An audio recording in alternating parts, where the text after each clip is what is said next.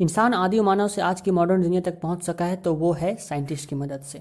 Scientist ही वो कारण है जिनके कारण आज की दुनिया ये बन पाई है जहाँ पे सब कुछ इतना आसान है। फिर चाहे वो एक जगह से दूसरी जगह जाना हो एरोप्लेन की मदद से, या फिर अपने घर बैठे दुनिया में दूसरे कोने में से किसी व्यक्ति से कनेक्ट कर पाना हो इंटरनेट की मदद से। ये सब कुछ हो पाया है वैज्ञानिकों के नए नए इन्वेंशन की मदद से। और अगर आप भी उन लोगों में से हैं जो साइंटिस्ट बनना चाहते हैं और दुनिया के लिए सुनहरा भविष्य बनाना चाहते हैं और दुनिया में अपना इम्पैक्ट करना चाहते हैं, तो ये वीडियो आपके लिए है। इस वीडियो में हम डिस्कस करेंगे कि साइंटिस्ट होता क्या है, वो उसका काम क्या होता है, साइंटिस्ट बनने के लिए क्या क्या क्वालिटीज़ होनी चाहिए आपके अंदर, इंडिया में साइंटिस्ट बनने के लिए क्या करना होता है और साइंटिस्ट की सैलरी कितनी होती है। ये सारी चीज़ों पे आज हम डिस्कस करेंगे, तो बने रहिए इस वीडियो के साथ और आपके सारे सवालों के जवाब आपको यहाँ पे मिल जाएंगे। सबसे पहले आते हैं व्हाट इज ए साइंटिस्ट। तो हम विकिपीडिया के डिफिनेशन के अनुसार अगर चले तो a scientist is someone who conduct scientific research to advance knowledge in an area of interest. यानी कि साइंटिस्ट वो होता है जो कि साइंटिफिक रिसर्च करता है, एडवांस रिसर्च करता है अपने एरिया ऑफ इंटरेस्ट, किसी भी एक स्पेसिफिक टॉपिक पे अपना एडवांस रिसर्च करता है और उस फील्ड को और भी ज़्यादा एक्सप्लोर करता है। तो साइंटिस्ट में भी काफ़ी सारे पार्ट्स आ जाते हैं कि आप किस चीज़ के साइंटिस्ट बन सकते हैं। फॉर एग्जांपल आप फिजिक्स, केमिस्ट्री या बायो साइंटिस्ट बन सकते हैं। फॉर एग्जांपल अगर आप फिजिक्स में ही जाते हैं तो यहाँ पे भी आपको बहुत सारे पार्ट्स मिलते हैं। For example space scientist, thermodynamics के लिए आप कुछ रिसर्च करना चाहते हैं, या फिर इलेक्ट्रिसिटी में आपको कोई रिसर्च करना है, या फिर माइक्रो इलेक्ट्रॉनिक्स में आपको कोई रिसर्च करना है, या फिर आपको कंप्यूटर से रिलेटेड चीज़ों में कुछ रिसर्च करना है, या फिर आपको रोबोटिक्स चीज़ों में रिसर्च करना है, या फिर अगर हम केमिस्ट्री में आते हैं तो एटम से रिलेटेड चीज़ों में आपको कुछ रिसर्च करनी है, कुछ नया इन्वेंट करना है, या फिर बायोकेमिकल चीज़ों में। और बायोलॉजी में अगर आते हैं तो जियोलॉजी और बॉटनी जैसी चीज़ें आती है जहाँ पे हम शरीर से रिलेटेड कोई भी चीज़ों पर रिसर्च करते हैं और पता लगाते हैं कि कौन से चीज़ का क्या कारण है। तो ये होता है एक बेसिक साइंटिस्ट का डेफिनेशन। और अब हम आगे चलते हैं और बात करते हैं कि साइंटिस्ट बनने के लिए क्या क्या क्वालिटीज़ आपके अंदर होनी चाहिए। तो सबसे पहला और सबसे इम्पोर्टेंट जो क्वालिटी आपके अंदर होनी चाहिए वो है क्यूरियोसिटी। क्योंकि दुनिया में हज़ारों साल से पेड़ से फल गिर रहे होंगे, लेकिन एक क्यूरियस माइंड ये सोच सकता है कि पेड़ से जो फल गिरा है वो नीचे ही क्यों गिरा, ऊपर क्यों नहीं गिरा। आप हर चीज़ के बारे में अगर आप क्यूरियस रहते हैं, आपको जानने की इच्छा रहती है, आपको ज्ञान लेना अच्छा लगता है, आप हर चीज़ को लेकर सवाल करते हैं, आप हर चीज़ का कारण जानने में इंटरेस्टेड रहते हैं, तो आपके अंदर क्यूरियोसिटी है और आप एक अच्छे साइंटिस्ट बन सकते हैं। दुनिया के लगभग सारे साइंटिस्ट में ये क्वालिटी रही है कि वो क्यूरियस थे और चीज़ों को लेके, और वो अलग अलग चीज़ों की अलग अलग क्वेश्चनिंग करते रहते थे कि ये चीज़ कैसे होती है और इसका कारण क्या है। दूसरा है प्रॉब्लम सॉल्विंग माइंड। तो बिना प्रॉब्लम सॉल्विंग माइंड के आप किसी भी चीज़ पे रिसर्च नहीं कर सकते। आपको समझना होगा कि ये जो प्रॉब्लम आ रही है इसका काउज क्या है, इसको कैसे ठीक किया जाता है। प्रॉब्लम सॉल्विंग माइंड होना आपके लिए बहुत ज़रूरी है। उसके बाद थर्ड में आती है थ्योरी प्लस प्रैक्टिकल नॉलेज।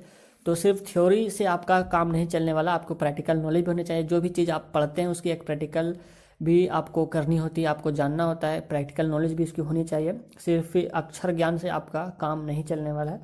अगर आप थ्योरी से ज़्यादा प्रैक्टिकल करने में आपको मजा आता है तो भी आप अच्छे एक साइंटिस्ट बन सकते हैं, लेकिन सिर्फ थ्योरी से आप एक प्रोफेसर बन सकते हैं, साइंटिस्ट नहीं। एक और अच्छी क्वालिटी जो आपके अंदर होनी चाहिए वो है परसिस्टेंस। जैसे कि आप जानते हैं थॉमस एल्वा एडिसन ने 1000 बार ट्राई किया था और तब जाके उन्होंने बल्ब का इन्वेंट किया था।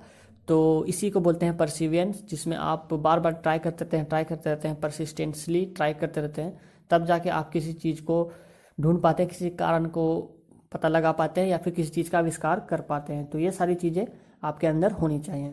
एक और चीज़ जो आपके अंदर होनी चाहिए कि आप टीम वर्क अच्छे से कर पाए, साथ ही साथ अकेले में भी वर्क पाए। क्योंकि आप जब साइंटिफिक रिसर्च करते हैं, किसी लैब में ज्वाइन करते हैं, तो आपको टीम वर्क के साथ मिल के काम करना होता है, टीम वर्क में काम करना होता है। साथ ही साथ अगर आप रिसर्च करते हैं तो आपको अकेले भी कई बार काम करना होता है। तो ये दोनों क्वालिटीज़ आपके अंदर होनी चाहिए।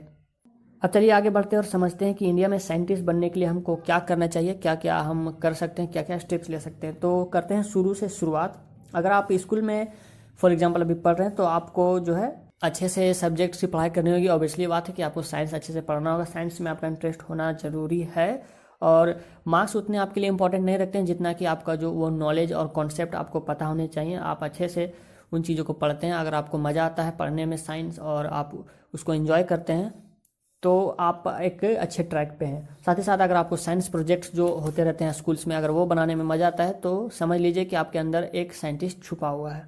स्कूल के बाद आते हैं नेक्स्ट हम कॉलेज या इंटरमीडिएट में जिसको बोलते हैं, जिसमें हम 10th पास करते हैं। 10th पास करने के बाद आप क्या कर सकते हैं कि आपको ऑब्वियस सी बात है आपको साइंस तो लेना ही पड़ेगा, साइंस स्ट्रीम लेना ही पड़ेगा। उसके बाद आपको फिजिक्स, केमिस्ट्री, मैथ, बायोलॉजी ये सारी चीज़ें लेनी होती हैं। और चाहे अगर आपको कंप्यूटर से रिलेटेड चीज़ों में साइंटिफिक रिसर्च करना है तो आप कंप्यूटर साइंस भी ले सकते हैं। इंटरमीडिएट कर लेने के बाद आप अप्लाई कर सकते हैं कॉलेजेस में बीटेक या बीएससी के लिए, और हायर एजुकेशन में एमएस एमटेक या फिर पीएचडी के लिए। तो सबसे पहले हम बात करते हैं कि अगर आप पढ़ते पढ़ते रिसर्च भी करना चाहते हैं और अपनी डिग्री भी परस्यू करना चाहते हैं तो ऐसे काफ़ी सारे रिसर्च जॉब हैं और लैब्स है जहाँ पे आप इन चीज़ों के लिए अप्लाई कर सकते हैं। इनके फॉर्म टाइम टू टाइम आते रहते हैं जिनके बारे में अभी मैं आपको बताने जा रहा हूँ। इनके फॉर्म के लिए आप अप्लाई कर सकते हैं और वहाँ पे जाके आप रिसर्च कर सकते हैं, वहाँ पे अपनी पढ़ाई कर सकते हैं। तो इनमें से कुछ है जैसे कि CSIR नेट लैब्स, जिसको बोलते हैं council of scientific and industrial research. इसमें एक टेस्ट आपको देना होता है, इसको पास करने के बाद इसमें आप क्वालिफाई हो जाते हैं तो आप वहाँ पे जाके रिसर्च कर सकते हैं और अपनी पढ़ाई कर सकते हैं। उसके बाद है DRDO यानी defence research and development organisation. उसके बाद है इसरो, जैसे कि आप जानते हैं, Indian space and research organisation. उसके बाद है BARC, Bhabha atomic research centre. तो ये सब कुछ जो रिसर्च जॉब्स है जो आपको अप्लाई करना होता है। और उस एक और है IISc, Indian institute of science, TIFR, Tata institute of fundamental research, और जेस्ट यानी कि जॉइंट इंटरेस्ट स्क्रीनिंग टेस्ट, जो कि PhD के लिए होता है। तो ये सारे कुछ एग्जाम्स हैं जो आपको देने होते हैं, आप दे सकते हैं। आपको डिपेंड करता है कौन सी एरिया में आपको घुसना है, कौन सी साइंटिफिक रिसर्च आपको करनी है, कौन से एरिया में आपको जाके साइंस को एक्सप्लोर करना है। तो ये सारे इंस्टीट्यूट में आप अप्लाई कर सकते हैं और अपनी रिसर्च की जॉब कर सकते हैं। और MS MTech PhD ये सब सारी चीज़ें आप इसमें भी परस्यू कर सकते हैं। तो अब फिर जॉब के बाद आप नेक्स्ट में हम चलते हैं, बात करते हैं सैलरी की। तो सैलरी आपकी डिपेंड करती है आप कौन सा काउंसिल में ज्वाइन करते हैं, कौन सा रिसर्च सेंटर में जाते हैं। अगर आप फॉर एग्जांपल नासा में अगर आप काम करते हैं तो आप 46 लाख ईयरली कमा सकते हैं आराम से, जो कि काफ़ी सबसे टॉप रिसर्च सेंटर है दुनिया का, नासा स्पेस से रिलेटेड। अगर आप DRDO यानी कि defence research and development organisation में जाते हैं जो कि इंडिया की है, तो आप 7 से लेकर 42 लाख ईयरली तक का आपको जॉब मिल सकता है। स्टार्टिंग में आपको 7 लाख से स्टार्ट होता है, जैसे जैसे आपका एक्सपीरियंस होता है, जैसे जैसे आपकी प्रमोशन होती है तो वैसे वैसे आपकी जो है इनकम बढ़ती जाती है, सैलरी बढ़ती जाती है। उसके बाद आती है इसरो। अगर इसरो की बात करें तो इसरो के चेयरमैन की जो सैलरी है वो है 2.5 लाख रुपये पर मंथ। और अगर आप एंट्री लेवल साइंटिस्ट की जॉब अगर पाते हैं तो आपको 80,000 रुपये पर मंथ यहाँ पे मिल जाते हैं। तो ये था पूरा विश्लेषण, पूरा सफ़र, पूरा रोड मैप साइंटिस्ट बनने का अगर आप इंडियन हो तो।